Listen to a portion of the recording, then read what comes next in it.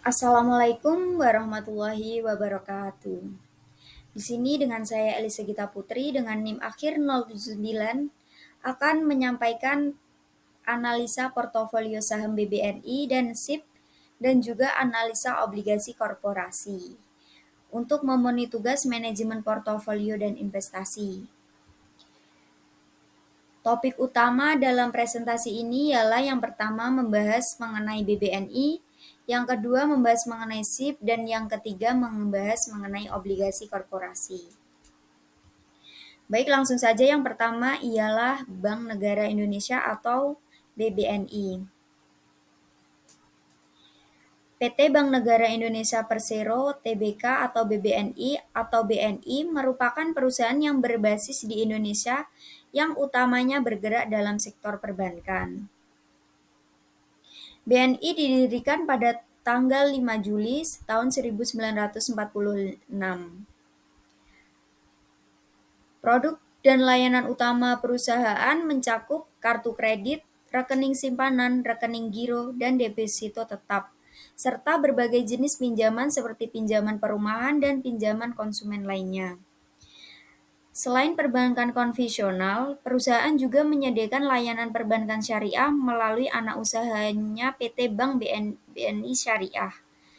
Anak usaha lainnya termasuk PT BNI Life Insurance yang menyediakan asuransi jiwa, PT BNI Multifinance yang bergerak dalam bidang pembiayaan bisnis, PT BNI Securities yang menyediakan jasa penjamin emisi efek dan perantara pedagang efek, dan BNI Remittance Ltd yang menyediakan jasa pengiriman uang. BNI kini tercatat sebagai bank nasional terbesar keempat di Indonesia, dilihat dari total aset, total kredit, maupun total dana pihak ketiga. Yang selanjutnya adalah membahas dividen BBNI.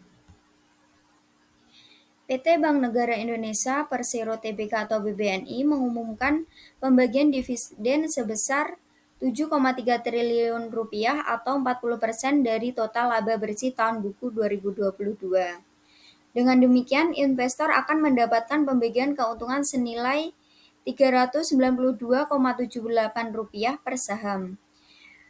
Dengan bukti yaitu pada rapat umum pemegang saham tahunan atau RUPST tahun buku 2022, PT Bank Negara Indonesia atau TBK pada Rabu 15 Maret tahun 2023 siang menyetujui pembagian dividen tunai sebesar Rp392,78 per lembar.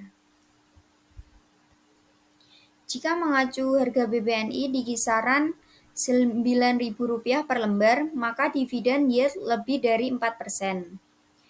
Berdasarkan laporan bulanan registrasi pemegang efek per Februari 2023, pemerintah menggenggam 60% saham BBNI dengan jumlah saham sebanyak 11,89 miliar lembar, kemudian sebanyak 14,51% merupakan pemilik modal nasional, dan 25,48% sisanya dipegang oleh pemodal asing.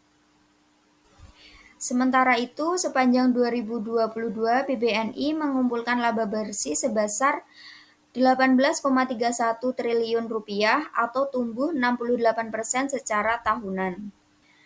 Capaian laba tertinggi BNI dalam sejarah ini disokong oleh pertumbuhan fee-based income sebesar 14,82% sepanjang 2022. Sementara dari sisi kredit, sepanjang 2022, banyak berkode emiten BBNI ini telah mencatat penyaluran kredit sebesar Rp649,19 triliun, tumbuh dari posisi sebelumnya di level Rp582,43 triliun. Adapun lebih rinci dijelaskan kredit korporasi yang mencakup SOE dan privat yang telah disalurkan sepanjang 2022 tercatat sebesar Rp532,2 triliun atau tumbuh 10,3%. Adapun kredit konsumer pada 2022 tercatat sebesar Rp110,1 triliun atau tumbuh 11,2% secara tahunan. Baik, yang selanjutnya ialah membahas fundamental saham BBNI. Bisa dilihat dari grafik.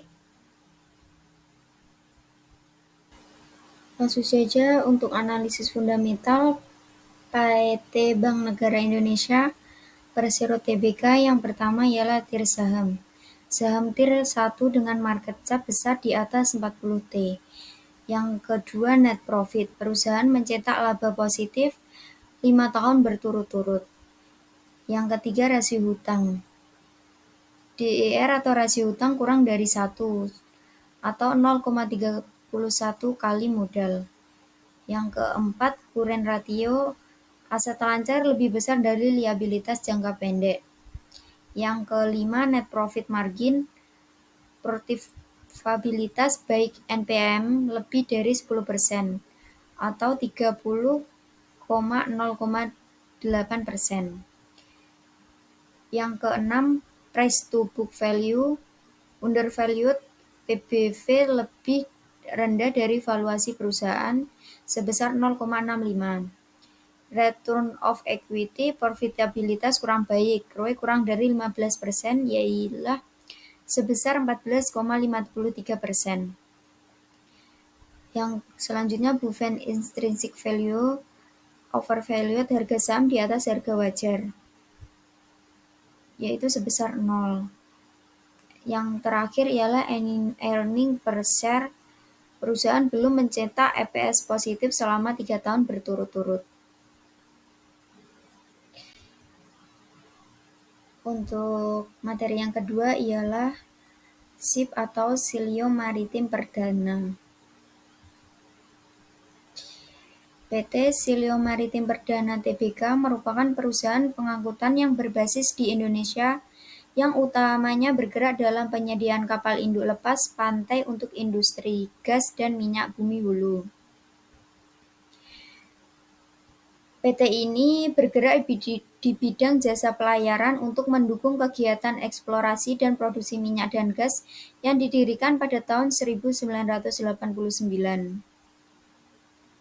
Perseroan mengawali bisnis sebagai agen dari perusahaan pelayaran internasional ternama.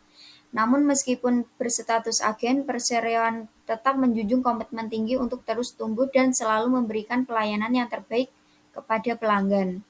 Komitmen inilah yang memampukan Perseroan untuk tetap menjaga eksistensi selama lebih dari 30 tahun di industri pelayaran dalam negeri. Perusahaan menawarkan kapal-kapalnya dengan sistem charter berdasarkan perjalanan dan kontrak. Armadanya termasuk kapal FSO atau Floating Storage of Lading, ada juga tongkang SPOB atau Self Propelled Oil Barge, ada juga kapal tunda, kapal AHTS, dan kapal utilitas dan kapal kru. Perahu kru. Yang selanjutnya mengenai dividen SIP. Rapat Umum Pemegang Saham RUPS atau SIP memutuskan pembagian dividen total $3, atau sekitar 49,89 miliar setara Rp17,5 per saham, dengan dividen payout ratio sebesar 12,19%. Sementara itu, sisa laba setelah dikurangi dengan dividen akan digunakan untuk ekspansi seperti penambahan armada kapal. Pada tahun 2022, SIP telah mengakuisisi armada kapal baru di mana salah satunya adalah kapal LNG tanker, segmen tanker gas di bidik Perseroan dengan mengacu pada data laporan Kementerian ESDM 2021 yang menyebutkan cadangan gas bumi memiliki potensi yang lebih banyak dibandingkan cadangan minyak di Indonesia. Oleh karena itu, SIP meyakini dengan ekspansi ke dalam segmen tanker gas ini sejalan dengan upaya keberlanjutan usaha Perseroan. Bisa dilihat di tabel tanggal ex-dividend, yaitu pada tanggal 4 Juli tahun 2023 ialah sebesar 17,5% sesuai dengan yang ada di pemeran di bawahnya ini. imbal hasil sebesar 1,37%. Baik, untuk materi yang selanjutnya ialah mengenai fundamental saham SIP. Analisis fundamental PT Sileo Maritim Perdana Tbk yaitu yang pertama net profit perusahaan. Perusahaan mencetak laba positif 5 tahun berturut-turut. Yang kedua, return of equity portabilitas baik ROE lebih dari 15%, yaitu sebesar 20,86%. Rasio hutang. Rasio hutang lebih dari 1, yaitu sebesar 1,83 kali modal. Tier saham di bawah 1T. Current ratio aset lancar lebih kecil dan liabilitas jangka pendek. Net profit margin sebesar 9,80%. Yang selanjutnya Buffett intrinsic value sebesar minus 10 miliar. Price to book value yaitu sebesar 1,57.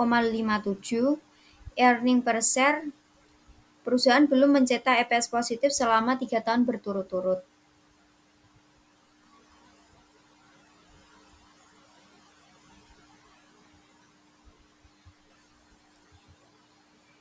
Yang selanjutnya ialah poin terakhir mengenai obligasi korporasi.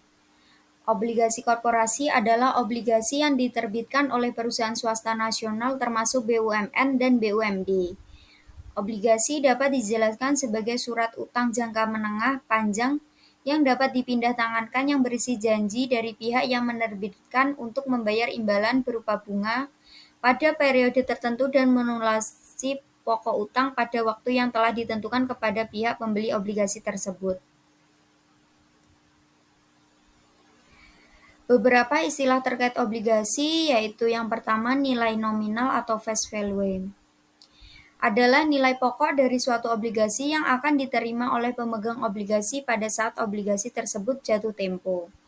Yang kedua, kupon atau interest rate adalah nilai bunga yang diterima pemegang obligasi secara berkala atau kelaziman pembayaran kupon obligasi adalah setiap 3 atau 6 bulanan. Yang ketiga, jatuh tempo atau maturity adalah tanggal di mana pemegang obligasi akan mendapatkan pembayaran kembali pokok atau nilai nominal obligasi yang dimilikinya. Periode jatuh tempo obligasi bervariasi mulai dari 365 hari sampai dengan di atas 5 tahun. Obligasi yang akan jatuh tempo dalam waktu 1 tahun akan lebih mudah untuk diprediksi, sehingga memiliki resiko yang lebih kecil dibandingkan dengan obligasi yang memiliki periode jatuh tempo dalam waktu 5 tahun. Secara umum, semakin panjang jatuh tempo suatu obligasi, semakin tinggi kupon atau bunganya. Yang terakhir, penerbit atau issuer. Mengetahui dan mengenal penerbit obligasi merupakan faktor sangat penting dalam melakukan investasi obligasi retail, karena dapat dipergunakan untuk mengukur risiko seperti adanya kemungkinan dari penerbit obligasi tidak dapat melakukan pembayaran kupon dan atau pokok obligasi tepat waktu atau disebut default risk. Yang selanjutnya mengenai keuntungan membeli obligasi korporasi. Yang pertama, memberikan pendapatan tetap atau fixed income berupa kupon atau bunga. Kupon atau bunga dibayarkan secara reguler sampai dengan jatuh tempo dan ditetapkan dalam presentasi dan nilai nominal. Tingkat bunga atau kupon obligasi biasanya lebih tinggi dari tingkat bunga yang ditawarkan deposito perbankan. Hal ini merupakan ciri utama obligasi, di mana pemegang obligasi akan mendapatkan pendapatan bunga secara rutin selama waktunya berlaku obligasi. Bunga yang ditawarkan obligasi umumnya lebih tinggi daripada bunga yang diberikan deposito atau sertifikat Bank Indonesia. Yang kedua, keuntungan atas penjualan obligasi atau capital gain. Di samping penghasilan berupa kupon, pemegang obligasi dapat memperjualbelikan obligasi yang dimilikinya. Jika ia menjual lebih tinggi dibandingkan dengan harga belinya, maka tentu saja pemegang obligasi tersebut mendapat selisih yang disebut dengan capital gain. Capital gain juga diperoleh jika investor membeli obligasi dengan diskon. dengan nilai yang lebih rendah dari nilai nominalnya, dan kemudian pada waktu jatuh tempo memperoleh pembayaran sesuai dengan harga nominal. Yang selanjutnya ialah resiko pembeli obligasi korporasi. Resiko perusahaan tidak mampu membayar kupon obligasi maupun resiko perusahaan tidak mampu mengembalikan pokok obligasi. Ketidakmampuan perusahaan dalam membayar kewajiban dikenal dengan istilah default. Walaupun jarang terjadi, namun dapat saja suatu ketika penerbit obligasi tidak mampu membayar baik bunga maupun pokok obligasi. Untuk materi yang terakhir, resiko tingkat suku bunga atau interest rate risk. Pergerakan harga obligasi sangat ditentukan dengan pergerakan tingkat suku bunga. Pergerakan harga obligasi berbanding terbalik dengan tingkat suku bunga, artinya jika suatu bunga naik maka harga obligasi akan turun. Sebaliknya, jika suku bunga turun maka harga obligasi akan naik. Investor obligasi harus jeli memperkirakan tingkat suku bunga sedemikian rupa sehingga dapat memperkirakan apakah terus memegang suatu obligasi atau membeli obligasi baru atau menjual obligasi yang dimiliki saat ini. Itulah pemaparan materi dari saya, yaitu mengenai portofolio saham dan obligasi korporasi. Terima kasih atas perhatiannya, karena di sini kami perempuan semua, jadi kami tidak meminta maaf apabila ada kesalahan karena perempuan selalu benar. Thank you for watching. Wassalamualaikum warahmatullahi wabarakatuh.